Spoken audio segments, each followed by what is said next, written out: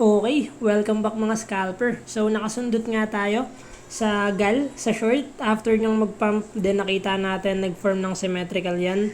And nakasundot tayo ng 4% and isang 3%. So explain natin kung paano natin sinundot to.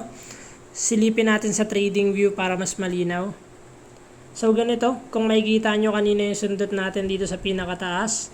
So form siya ng symmetrical triangle. Meron tayong mga reminders dito. First is, wag pasaway, to wait yung breakout na lang. And yun nga yung nangyari. So after ng breakout, and for higher probability, nag-wait lang ulit ako ng pullback para ma-confirm na hindi siya susundot ng liquidation. So what happened is, dito tayo nakapasok. Kung makikita natin after ng close nito, kung makikita natin yung pullback, so and volume, after niya naka-enter tayo dito. And what happened is yung take profit natin, first take profit dito. Saan natin nakuha yan? Nakuha natin yan sa may support area dito.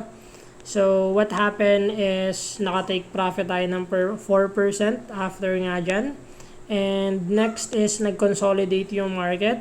So nag-wait lang tayo ulit ng breakout. So yun nga, after nitong candle na to, naka-enter agad tayo ng position dito. And yung nangyari is nag-consolidate siya ulit. So we decided to exit after ng close nitong candle na to. Bakit? Since nagiging support yan and nakita natin na merong sumalo, so possible mag-sideways ulit.